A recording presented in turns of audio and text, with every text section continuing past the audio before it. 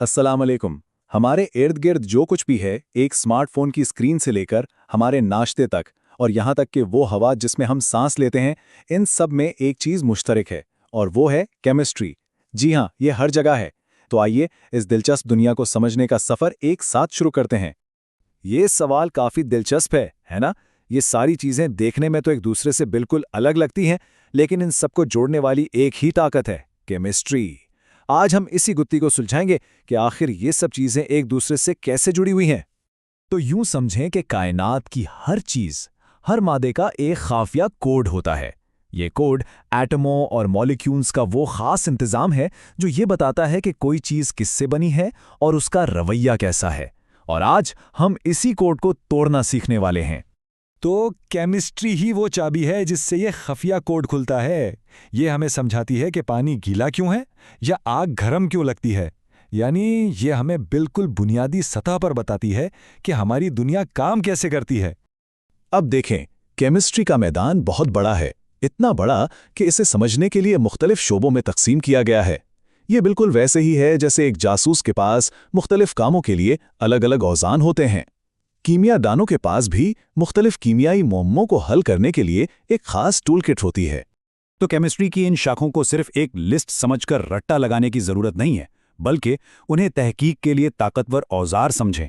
हर औजार एक खास किस्म के मसले को हल करने के लिए डिज़ाइन किया गया है, चाहे वो कोई नया मवाद बनाना हो या किसी बीमारी का इलाज ढूंढना। ठीक है, तो अब गहराई में उतरते हैं।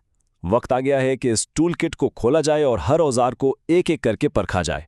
सबसे पहले आती है फिजिकल केमिस्ट्री। इसे कीमियाई दुनिया का उसूल बनाने वाला समझें। ये वो बुनियादी कवानीन बनाती है जो बताते हैं कि तवानाई और मादा एक दूसरे के साथ कैसे बर्ताव करते हैं। जैसे एक बैटरी के अंदर बिजली कैसे पैदा होती है, ये सब इसी के उसूलों पर चलता है। अब बात करते हैं जिंदगी के बुनियादी बिल्डिंग ब्लॉक्स की केमिस्ट्री की। ये है ऑर्गेनिक केमिस्ट्री, जिसका हीरो है कार्बन। कार्बन इतना खास है कि इसे अनासिर का बादशाह भी कहा जाता है। हमारी रोजमर्रा की जिंदगी में इस्तेमाल होने वाली चीजें जैसे प्लास्टिक और दवाइयां सब इसी की मेहरबानी है। तो अगर ऑर्गेनिक केमिस्ट्री कार्बन की कहानी है, तो इनऑर्गेनिक केमिस्ट्री बाकी तमाम अनासिर की कहानी है। ये पूरी पीरियोडिक टेबल का अहाता करती है, धातुओं से लेकर मादनियात तक, यानी हर वो चीज़ जो कार्बन पर मुबनी नहीं है, जैसे हमारे फ़ोन में लगी सिलिकॉन चिप। ये शाख पैमाइश और शनाख्त के बारे में है। इसे केमिस्ट्री की फॉरेंसिक साइंस भी कह सकते हैं। ये दो बड़े अहम सवालों के जवाब देती है। कोई चीज़ क्या है और वो कितनी मिकदार में मौजूद है। जैसे पीने के पानी में कोई आलूदगी है या नहीं, और अगर है तो कितनी। ये सब एनालिटिकल केमिस्ट बताते हैं। ये शाख लैब में होने वाले छोटे तजर्बात को फैक्ट्री की बड़ी सतह पर ले जाती है, ताकि हमारी ज़रूरत की चीज़ें बड़े पैमाने पर बन सकें। सोचें, सीमेंट से लेकर खादों तक, ये सब इंडस्ट्रियल केमिस्ट्री की बदौलत ही मुमकिन है। ये एक हाई एनर्जी फील्ड है। इसका सारा ध्यान एटम के छोटे से मगर बहुत ही ताकतवर मरकज यानी न्यूक्लियस पर होता है। इसी की मदद से ना सिर्फ बिजली बनती है, बल्कि साइंसदान हजारों साल पुरानी चीजों की उम्र का भी पता लगाते हैं। ये वो जगह है जहां केमिस्ट्री और बायोलॉजी का संगम होता है। ये उन तमाम कीमियाई अमलों का मुतालिया है जो जानदारों के जिस्म में होते हैं, जैसे हमारा जिस्म खाने को तवानाई में कैसे बदलता है। ये सब बायोकेमिस्ट्री का मैदान है।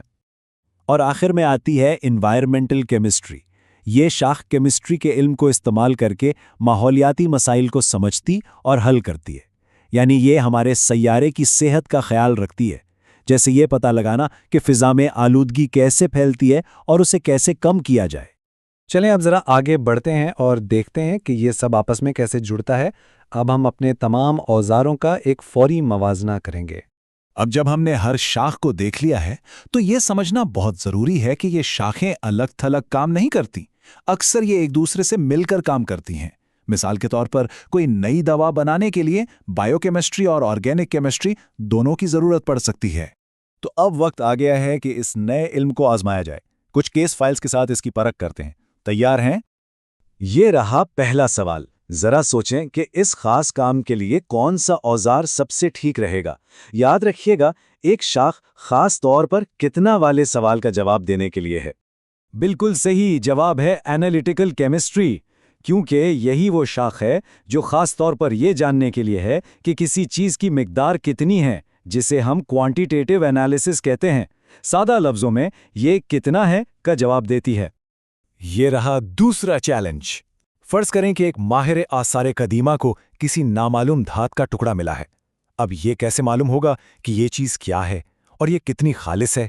इसका जवाब भी एनालिटिकल केमिस्ट्री ही है, क्योंकि ये शाख दोनों चीज़ों का अहाता करती है। एक तो मायारी तज्जिया, यानी ये कि मादा क्या है, और दूसरा मिकदारी तज्जिया, यानी ये कितना है। और ये है आखिरी केस फाइल। सोचें कि कोई दवासाज कंपनी ज़ियाबेतिस के लिए एक नई दवा तैयार कर रही है, तो इस काम में केमिस्ट्री की कौन सी शाख सबसे ज़्यादा अहम होगी? चूंकि दवा का ताल्लुक बराह रास्त इंसानी जिस्म से है, तो ये बायोकेमिस्ट्री का शोबा है। ये काम एक जानदार निज़ाम के अंदर होने वाले कीमियाई अमल से जुड़ा है, जो बायोकेमिस्ट्री का मरकज़ है। तो अब ये टूल किट आपके पास है। इस इल्म के साथ अब अपने इर्द गिर्द की दुनिया को एक नई नज़र से देखा जा सकता है। तो इस नई समझ के साथ कौन सा मामला हल करना चाहेंगे? क्या मौसमियाती तब्दीली का कोई हल ढूंढना है, या किसी नई बीमारी का इलाज? ये दुनिया एक बहुत बड़ी लेबोरेटरी है जो बस दरियाफ्त किए जाने का इंतजार कर रही है।